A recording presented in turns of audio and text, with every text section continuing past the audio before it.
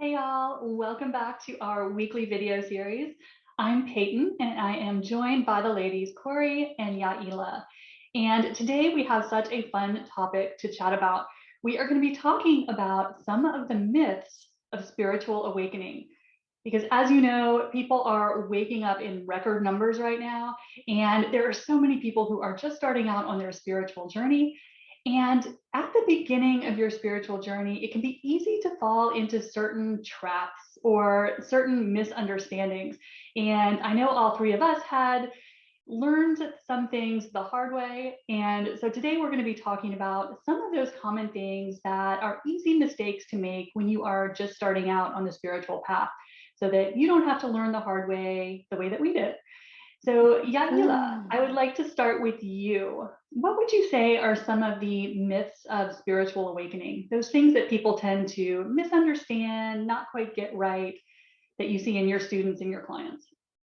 Yeah, I love that we are talking about this topic because there's a lot out there, actually. I think there'll probably more than what we talk about in this video, but some of the common ones that I see, the biggest one is comparison and expectation for our journey to look like what we're seeing for other people. So, for example, I know for myself, when I heard of like a spiritual awakening, I heard of people's stories where they had this really big life-changing event happen, and it was like, they're flooded with all this new energy and their whole perception, everything was completely different.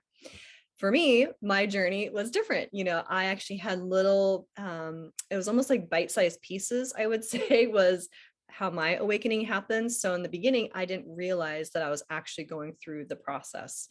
That's the biggest one, is comparing our journey to other people's, looking at what our expectations are as far as how it's supposed to look, and assuming that our version is going to be exactly like other people. Because what I find for my students is everybody's energy signature is their own. So their journey is going to be very different from other people's.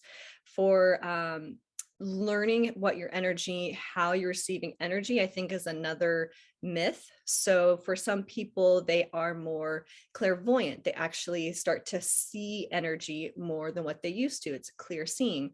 Other people are clairaudient. They start to literally hear messages, whether it's through sounds like thoughts in their own head, or it sounds like other people's voice actually talking to them. Sometimes that opens up for people. They'll hear their guides. And I remember there was a lady whose energy, she had energy classes that I started listening to, and her awakening was, she remembered walking into her living room and hearing her guide say, "Welcome back." And that was the first time she actually heard them. So I was thinking in my mind, it was going to be like that. I was going to hear them just like she did. And that wasn't my journey.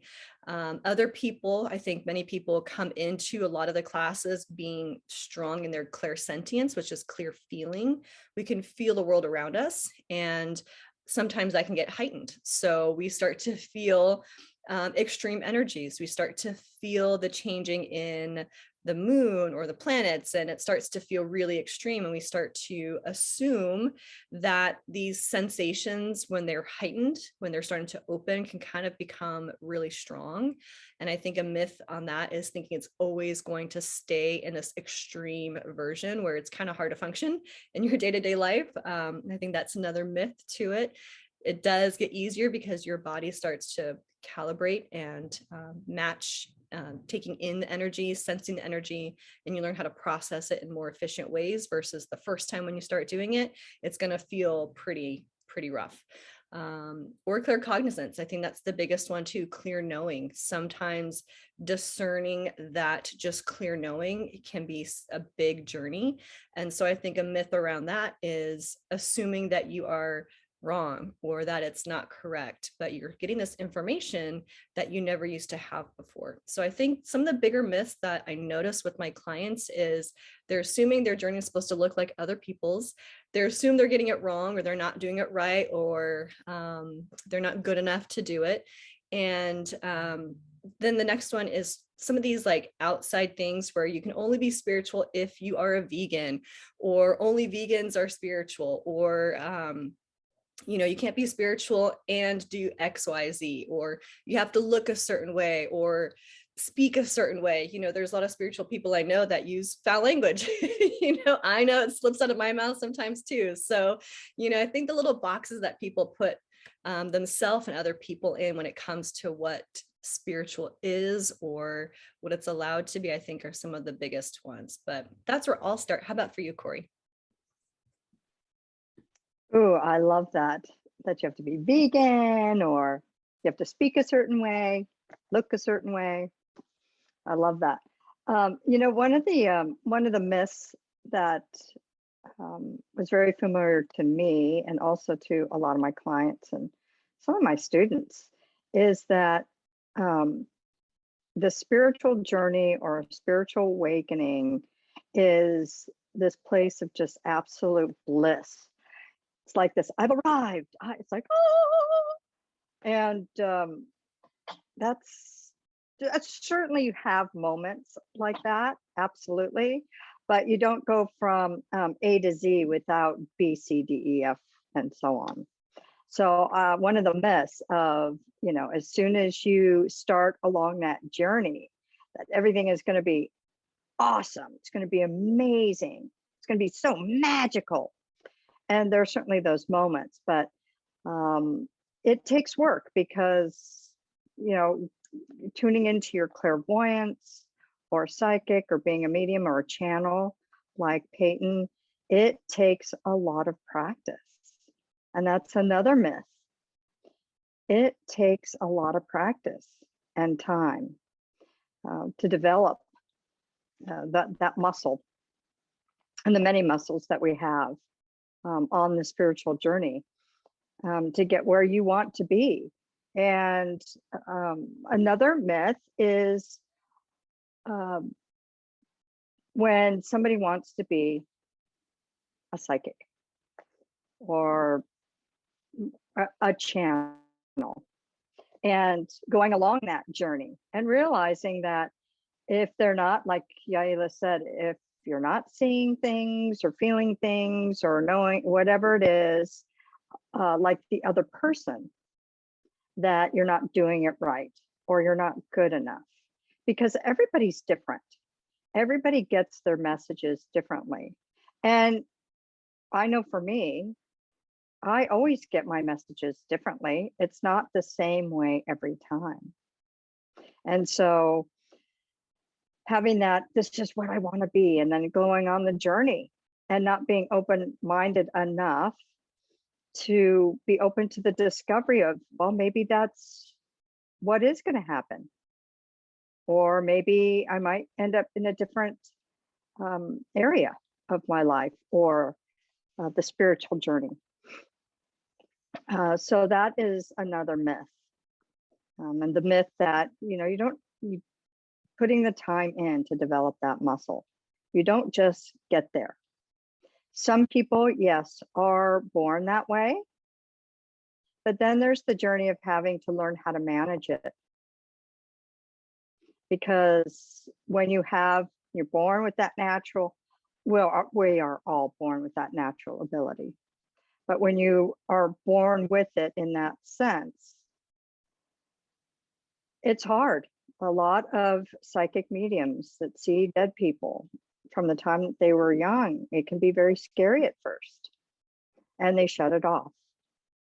But when they find somebody that can help them have the boundaries for the departed ones that come to them and those sort of things, it takes time.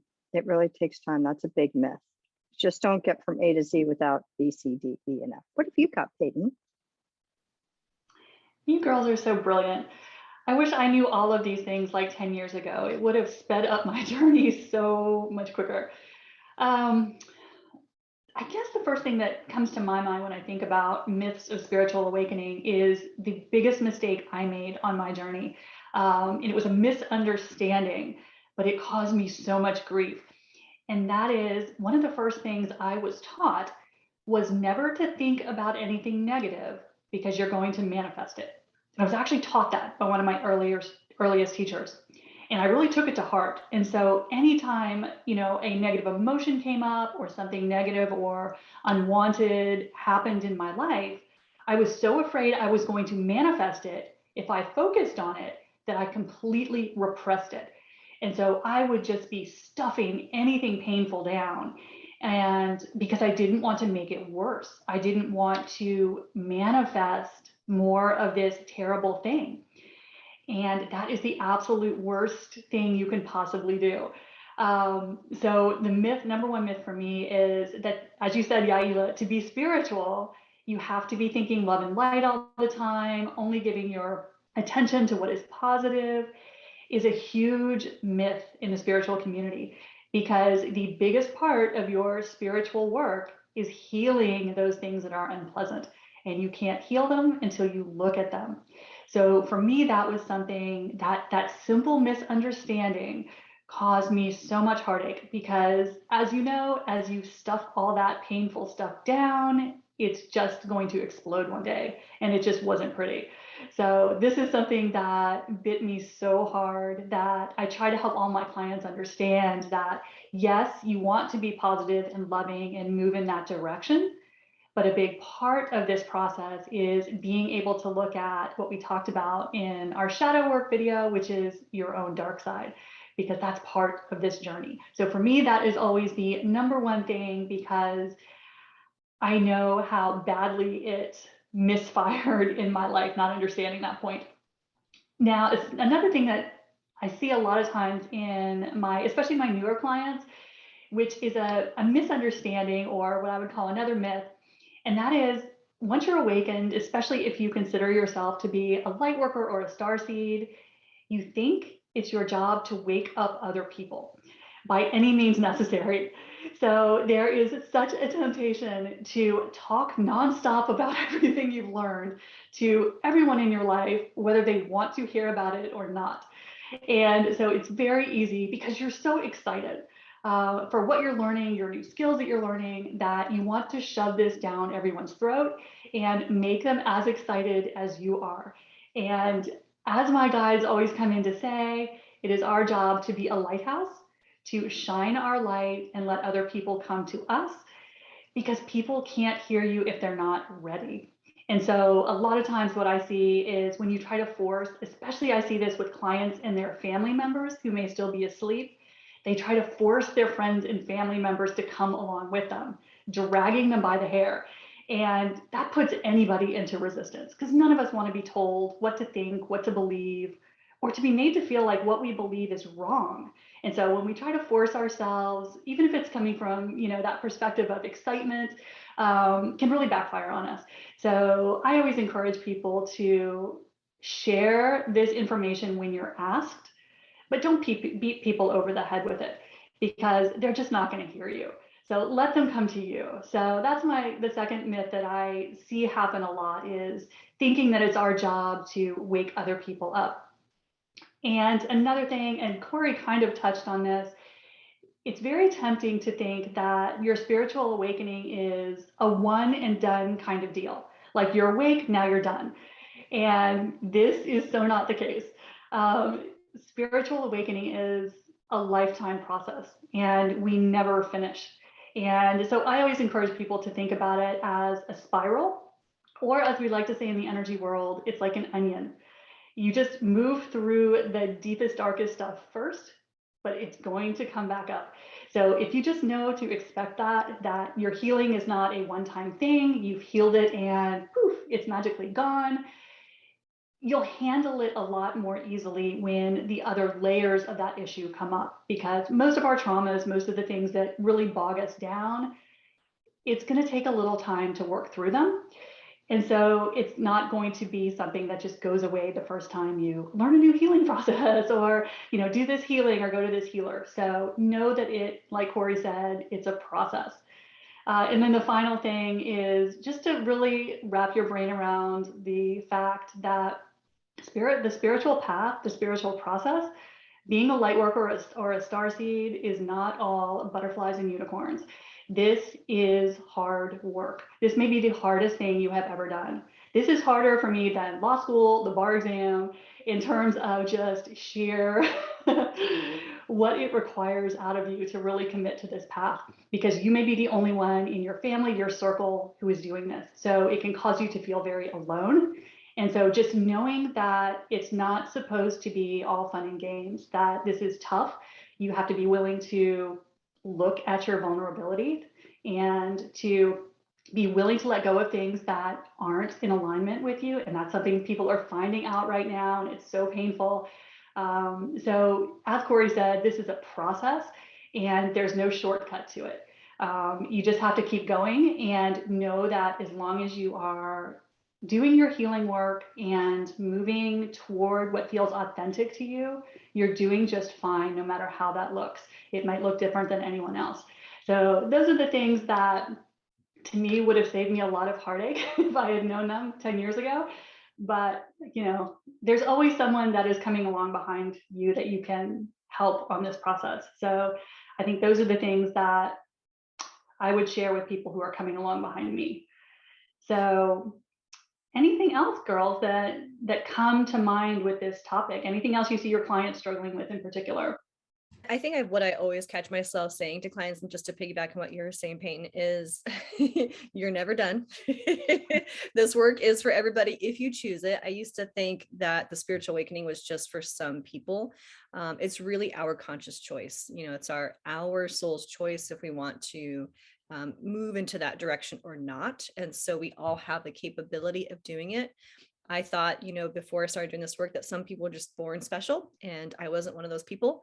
So this is actually for anyone. It's just about doing the work. And the second biggest thing is I'm always putting myself in check.